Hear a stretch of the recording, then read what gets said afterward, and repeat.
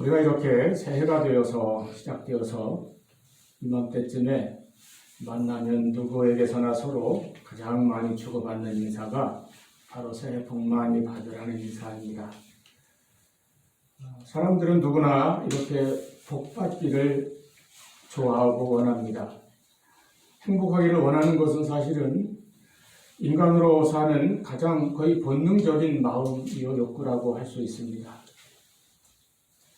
이 세상에서 한 번밖에 못 사는 것이 인생인데 그래서 일생이라고 하잖아요. 그 일생을 불행하게 살고 싶은 사람은 아무도 없을 것입니다. 그럼에도 불구하고 세상에서 자신이 언제나 행복하다고 느끼는 사람이 더 많겠습니까? 나는 불행하다고 생각하는 사람이 더 많겠습니까? 아니면 그냥 그저 그렇다고 하는 사람이 많다고 여기실지도 모르겠습니다만은 정말 우리는 누구나 행복해지려고 애씁니다. 그래서 나에게 행복을 줄 것이라고 믿는 그 어떤 것을 얻기 위해서는 정말 열심히 노력하고 수고를 아끼지 않습니다. 대부분의 경우 많은 사람들이 그 행복의 조건을 어디에서 찾습니까? 대표적으로 물질이라든가 돈이죠. 또는 권력, 인기, 명예, 지위, 성공 이런 것에서 찾습니다. 우리가 소박한 말로 표현해서 서로 잘 되기를 바라는 새해 복 많이 받기를 비는 그런 마음으로 자신을 위해서나 상대방을 위해서 빌 때에 우리 마음속에 있는 것들이 아마 그런 것입니다. 건강하고 또 가정이 평안하고 하는 일이 잘 되고 이런 정도겠죠. 물론 저도 그런 제목을 가지고 우리 성도를 위해서 기도할 때가 많이 있습니다. 그런데 그것은 사실은 그 자체가 행복이라기보다는 행복일 수 있는 어떤 기본적인 요건에 속한다고 볼 수 있습니다. 그리고 그런 것들만 우리 인간의 내면에 있는 욕구대로 돈이나 명예, 지위, 권력, 어떤 성공, 쾌락 이런 것들을 어느 정도 얻고 소유한다고 해서 정말 사람들이 다 행복해진다면 세상이 이렇게 불행과 비극과 온갖 죄악으로 가득 찬 모습으로 계속 치닫지는 않을 것입니다. 행복하면 만족할 것이고 만족하면 더 이상 무슨 악한 죄를 짓거나 남에게 해를 입히거나 그러지 않고도 살 수 있지 않겠어요? 어느 정도 자기가 스스로 행복하다고 하면 여유도 있고 마음이 관대해지고 넓어지게 되어 있습니다. 좀 다른 사람도 돌아볼 줄 알고 그렇게 되어야 합니다. 그런데 이 세상이, 이 사회가 그렇게 되어가고 있느냐 하는 것입니다. 참 이게 이상한 것입니다. 모두가 다 행복을 원하는데 정말 행복하게 살아가고 있는 사람은 참 찾아보기가 어려운 그런 시대입니다. 그렇다면 행복은 도대체 어디에 있는 것입니까? 그리고 어떻게 찾을 수 있고 얻을 수가 있는 것입니까? 우리가 한 번밖에 못 사는 인생을 살면서 참된 행복을 누리고 살아야 될 텐데 그러려면 우리들은 과연 어떻게 하면 되겠습니까? 우리가 이런 질문을 한 번쯤 가져봅니다. 특히 연초니까 이런 생각을 해봅니다. 사실은 이와 같은 인생의 이 본질적이라고 말할 수 있는 이 문제에 대한 그 답변을 성경은 시편 1편을 통해서 오늘 우리에게 말씀하고 있습니다. 시편 1편은 흔히 시편 150편 전체의 서문격이라고 그렇게 봅니다. 제롬이라는 신학자는 이 1편을 성령의 영감을 받은 시편의 서론이라고 이렇게 표현했습니다. 실로 시편 전체의 서론이요 주제라 할 수 있습니다. 이 시는 6절로 되어 있는 비교적 짧은 시인데 맨 처음에 복 있는 사람은 이렇게 1절에 이렇게 복이라는 말, 행복이라는 말로 시작을 합니다.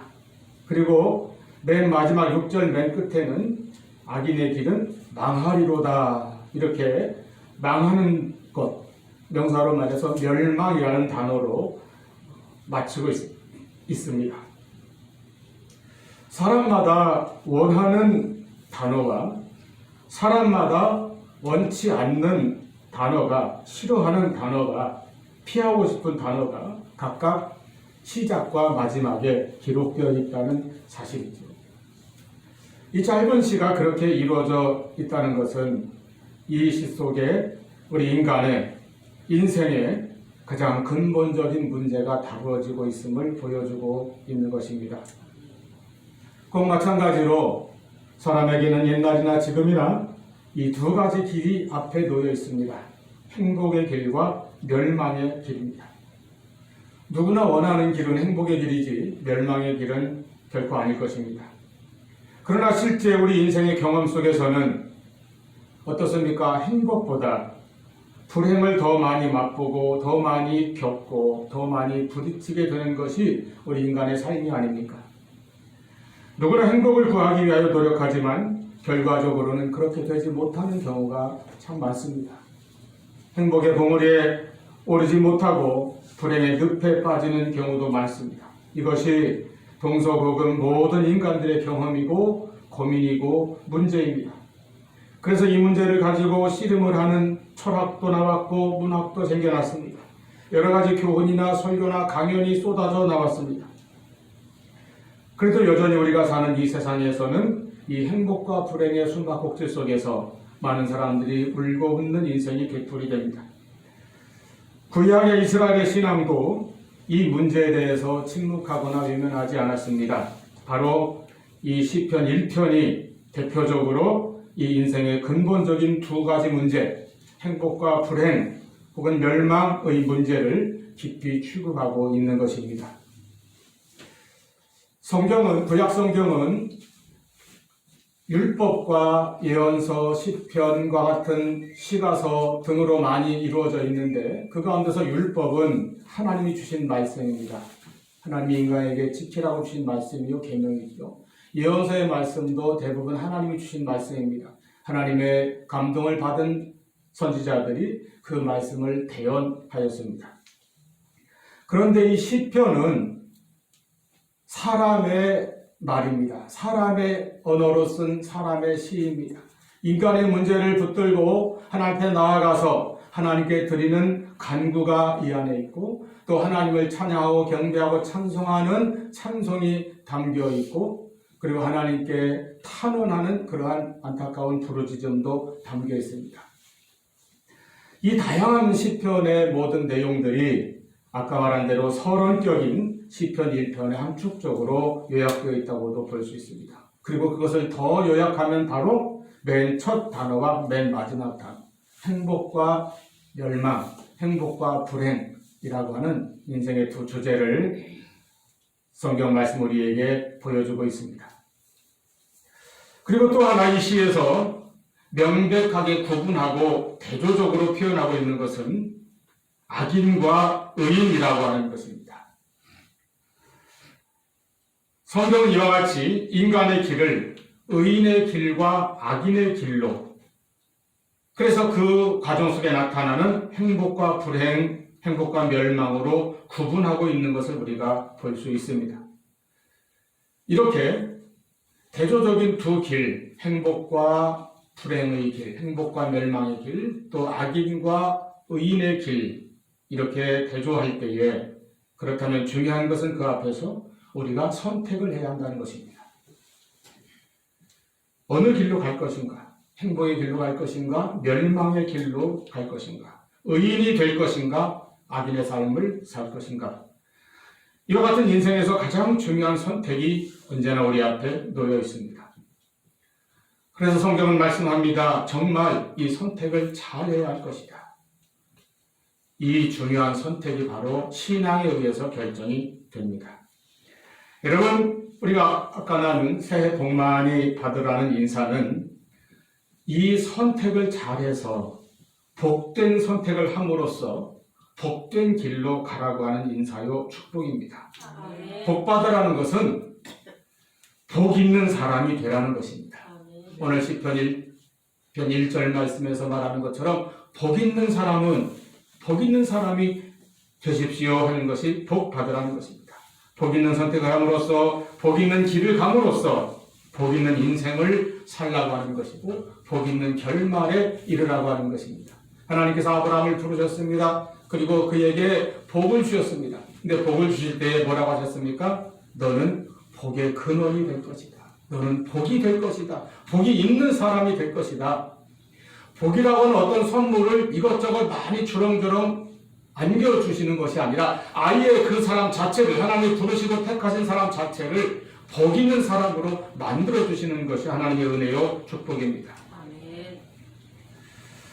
우리가 아까 서로 복을 비는 인사를 했지만은 사실 인간에게 가장 먼저 복을 주신 분은 바로 우리를 지으신 하나님이십니다. 아멘. 창세기 1장 28절 보면 하나님께서 천지를 만드시고 세상을 만드신 다음에 여섯째 날 인간을 창조하셨는데 하나님의 형상대로 사람을 창조하신 다음 그들에게 가장 먼저 첫 번째로 하신 말씀이 창세기 1장 28절에 기록된 대로 그들에게 복을 주셨다고 하는 것입니다.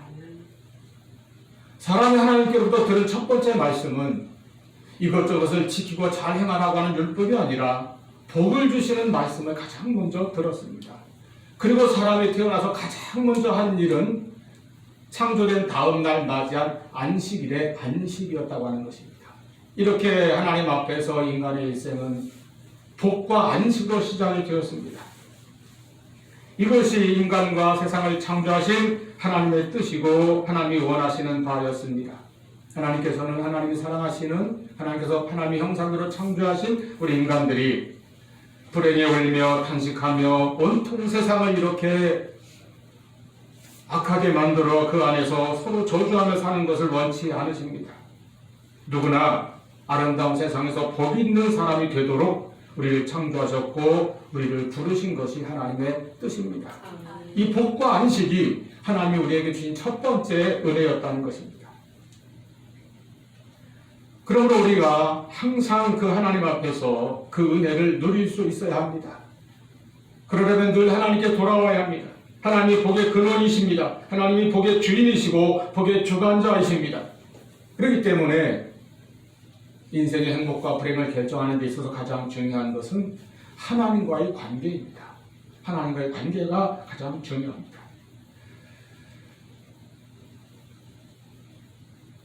그런데 사람이 하나님께서는 분명히 인간에게 복과 안식으로 시작할 수 있도록 인생을 허락하셨는데 사람이 죄를 지음으로 하나님을 떠났고 하나님을 배반하였습니다.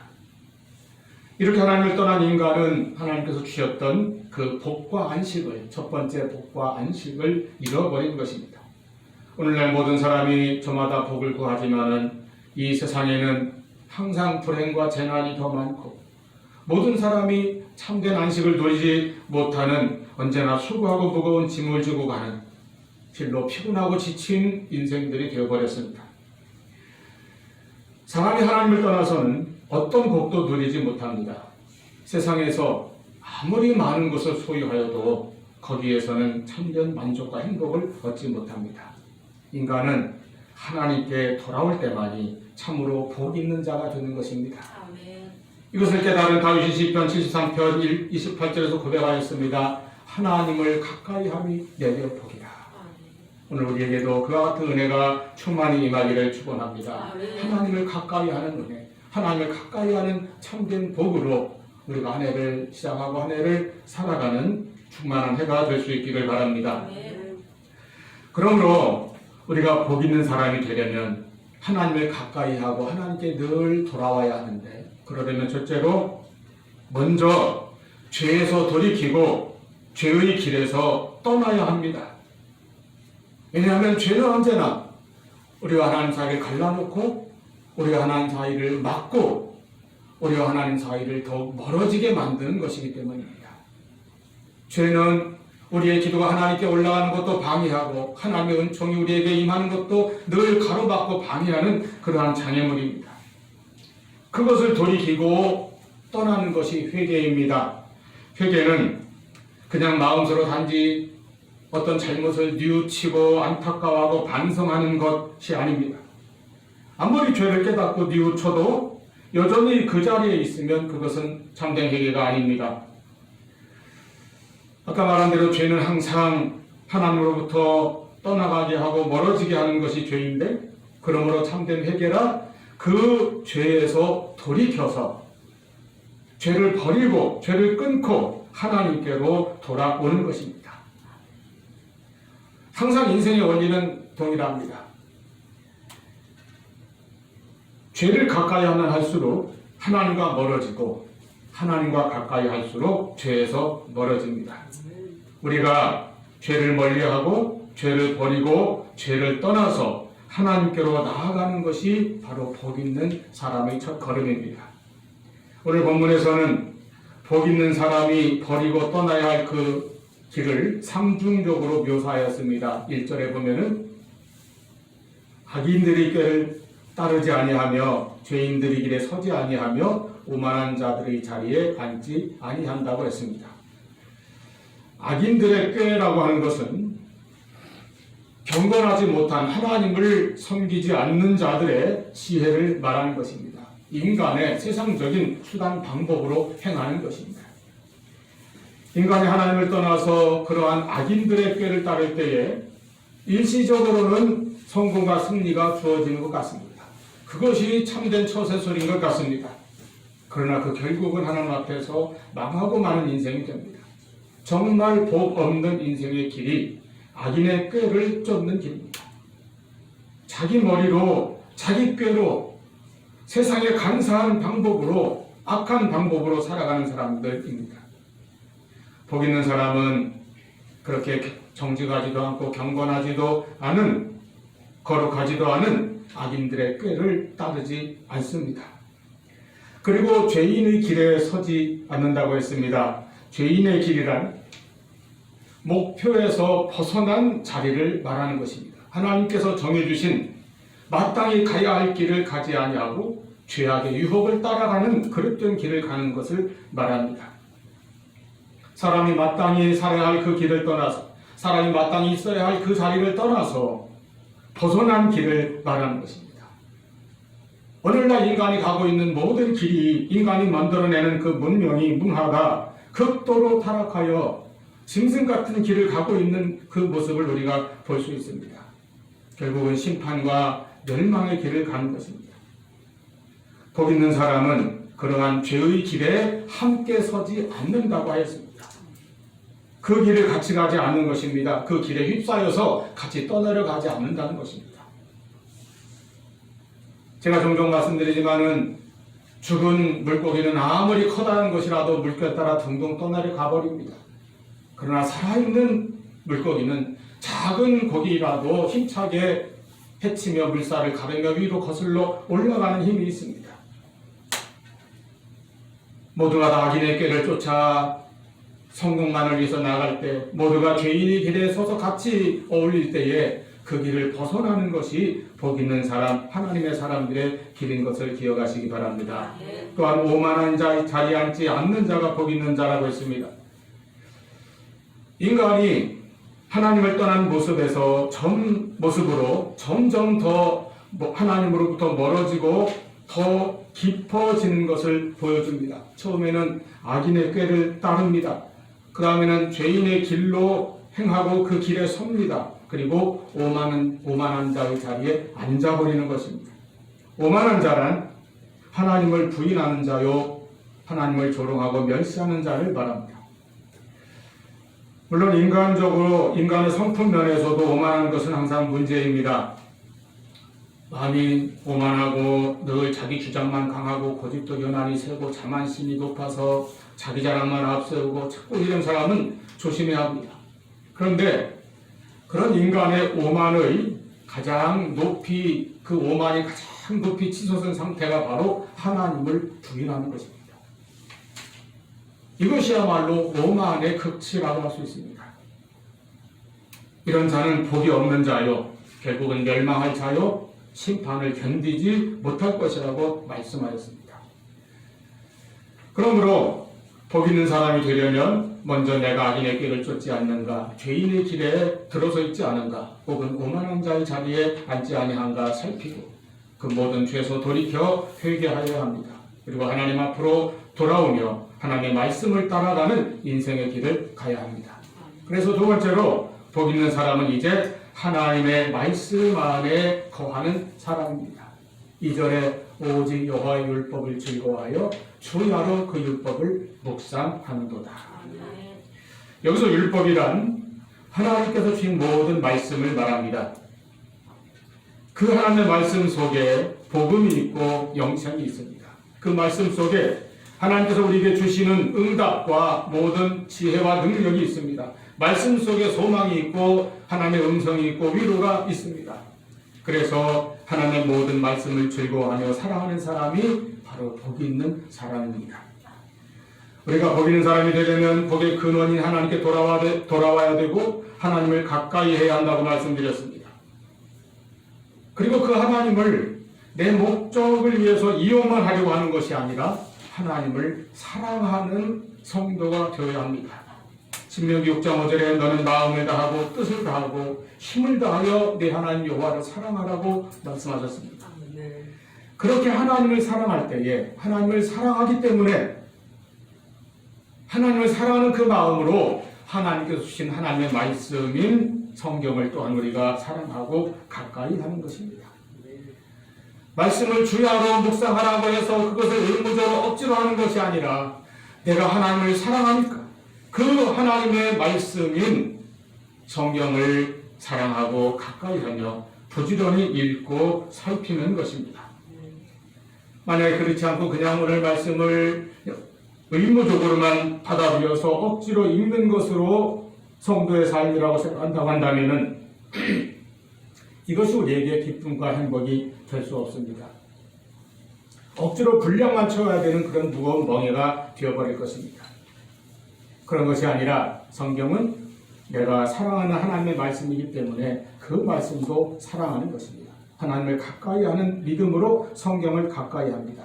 하나님을 알기 위해서 성경을 읽는 것입니다. 하나님의 뜻을 배우고 알고 그대로 살아가기 위해서 순종하기 위해서 우리가 성경을 공부하고 말씀을 깊이 살피고 묵상하는 것입니다. 우리가 구원받아 하나님의 자녀가 된 사람은 거듭난 사람은 이와 같이 하나님의 말씀인 성경을 사랑하고 가까이 하는 마음이 우러나오게 되어 있습니다. 시편 19편 10절에 다윗은 노래하기를 그 여호와의 율법과 교훈과 계명의 모든 말씀은 금 곧 순금보다 내가 더 사모할 것이며 그 말씀이 꿀과 송이꿀보다 더 달도다. 우리도 이렇게 고백하게 될 수 있기를 바랍니다. 그 같은 말씀 마음으로 2절을 다시 한번 보겠습니다. 오직 이것은 이제 1절 첫 번에 나오는 복 있는 사람은 하고 이어지는 것이죠. 복 있는 사람은 오직 여호와의 율법을 즐거워하여 그의 율법을 주야로 묵상하는도다. 왜 주야로 묵상합니까? 주야로 하나님을 가까이 하기 위해서입니다. 주야로 하나님을 사랑하기 때문입니다. 주야로 늘 하나님과 함께 하기 때문에 주야로 하나님의 말씀을 내가 마음에 품고 묵상하는 것입니다. 그리고 또 하나 중요한 것은 우리가 사는 이 세상 속에서 우리가 주야로 시험을 당하고 시험과 부닥치기 때문입니다. 주야로 우리는 육신으로 사는 이 세상 속에서 불신앙적이고 세속적이고 무신론적이고 우상숭배적이고 유물론적이고 타락한 불의한 음란한 탐욕과 악독이 가득 찬 그런 세상 문화와 주야로 우리가 만나며 살기 때문에 우리 심령 속에 주야로 하나님의 말씀이 채워져야 한다는 것입니다. 그 말씀이 항상 내 발의 등이요 내 길의 빛이 되도록 하여야 합니다. 그 말씀을 통하여 하나님의 뜻을 배우고 깨닫고 그 뜻대로 행하고 살아가기를 힘써야 하는 것입니다. 늘 주야로 하나님의 말씀 안에 거하는 저와 여러분 되시기를 바랍니다. 또한 말씀을 주야로 묵상하는 자가 복이 있다고 하셨는데 주야란 상징적으로 인생의 모든 상태, 즉 모든 모습을 의미한다고 볼 수 있습니다. 낮에 일할 때나 밤에 쉴 때나 언제나 하나님의 말씀을 떠나지 아니하고 그 안에 거하는 생활을 말합니다. 인생에는 여러 가지로 낮과 밤이 있습니다. 모든 일이 순조롭고 평탄한 낮과 같은 때에도 우리는 하나님의 말씀 안에 거합니다. 그런가 하면 인생의 환난과 시련의 밤이 올 때에도 실패와 질병과 고난과 고통과 고독의 깊은 밤에도 우리는 우리를 사랑하시는 하나님의 말씀을 붙들고 그 말씀에서 위로와 소망과 능력과 새 힘을 얻는 그런 사람이 되어야 할 것입니다. 이런 사람이 진정으로 복이 있는 사람입니다. 그러므로 사랑하는 여러분, 2022년도에는 하나님의 말씀을 매일의 양식으로 삼고 늘 말씀 안에 거하기를 바랍니다. 주야로 말씀을 마음에 새기고 묵상하시기를 바랍니다. 이것이 우리의 표어인 선한 일을 이루는 첫걸음이 될 것입니다. 말씀 안에 살 때 그는 시냇가에 심은 나무와 같이 항상 살아계신 하나님의 말씀 안에서 영적인 생명과 능력을 공급받으며 살아갑니다. 그렇기 때문에 늘 잎이 푸른 신앙을 지키며 많은 열매를 맺을 것입니다. 이같이 모두가 복 있는 사람이 되시기를 축원합니다. 세 번째로 이 시에서 대조하고 있는 두 인생의 길이 있다고 말씀드렸는데 의인과 악인의 길입니다. 그 인생의 결말에 대해서 명백하게 대조적으로 보여주고 있습니다. 복 있는 사람은 의인입니다.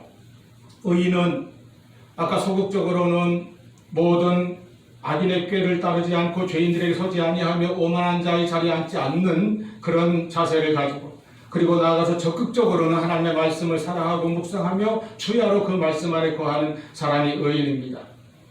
그 의인은 어떻게 된다고 했습니까? 그 사람을 나무에 비유하여서 시냇가에 심어진 나무와 같이 사철 늘 튼튼하고 잎이 푸르며 때를 따라 열매를 맺는 그런 인생으로 나타냈습니다. 나무가 시냇가에 심어졌다는 것입니다. 시냇가가 어디입니까? 물의 근원을 말합니다. 항상 물이 마르지 않고 물이 흐르는 곳, 이것은 바로 하나님의 시내입니다. 세상의 시내는 좀 물이 있다가도 마를 때가 있습니다. 흐르다가도 말라버립니다. 오랫동안 비가 오지 않으면 마르게 되죠. 저는 그 아프리카 세렝게티 초원의 그 동물들의 세계를 보여주는 그런 그 내용을 참 좋아하는데, 아프리카에는 이 건기와 우기가 있어서 건기가 오래 지속되면 모든 동물들이 생명줄로 찾는 그 샘이나 웅덩이나 강물이 다 말라버리더라고요. 그러면 그 많은 그 동물들이 수십, 수백, 수천 마리가 이동을 합니다. 대이동을 해요. 넓은 초원을 가로질러서 이제 떠납니다. 물을 찾아가는 것이죠. 세상에 물줄기는 때때로 마를 때도 있습니다. 엘리야가 3년 6개월 동안 이스라엘의 죄악에 대한 하나님의 심판으로 그 땅에 비가 내리지 아니할 때에 그는 그리 시냇가에 거하면서 하나님께서 보내신 까마귀가 가져다주는 떡과 고기를 먹고 그리 시내의 물을 마시며 살았습니다. 그런데 그 물도 점점 말라버리고 말았어요. 그때 하나님께서 엘리야를 사르밧으로 보내셔서 한 여인을 만나게 하시고 그 집에서 공급을 받게 하셨는데, 이것은 하나님의 공급입니다. 자기와 아들이 마지막 남은 밀가루와 기름을 가지고 떡을 만들어 먹고 이제는 죽을 길밖에 안 남았다고 생각한 그 여인이 그 마지막 떡을 엘리야에게 공개하였는데, 하나님께서는 그 집에 복을 부어주시고 공급하시는 복을 주셨어요. 날마다 밀가루가 떨어지지 아니하고 기름이 그치지 아니하였습니다. 그 가뭄이 그칠 때까지 하나님께서는 공급해 주셨습니다. 시냇가에 심어진 나무라는 것은 이와 같은 하나님의 공급을 받는 인생입니다. 끊어지지 않는 공급입니다. 마르지 않는 공급입니다. 필요할 때마다 주시는 그 공급입니다. 이런 은혜가 우리에게 있기를 바랍니다. 하나님께서는 모든 비와 물을 내려주시는 전능하신 하나님이시기 때문입니다. 하나님은 복의 근원이 되시기 때문입니다. 그 하나님의 시냇가에 하나님의 집안 뜰에 심어진 그런 나무가 될 수 있기를 모두에게 바랍니다. 우리 인생의 뿌리를 하나님에게로 내려야 합니다. 하나님의 말씀에 내려야 합니다. 하나님을 믿는 믿음의 뿌리를 깊이 내려야 합니다. 그때 그는 항상 마르지 않는 샘물을 공급받듯이 하나님의 공급을 받아서 사철 푸른 잎을 달고 살 것이며 때를 따라 항상 열매를 맺는 복된 인생을 살 것입니다. 악인은 그렇지 못합니다. 그렇게 하고 싶어도 그렇게 못합니다. 오직 바람에 나는 겨와 같다고 했습니다.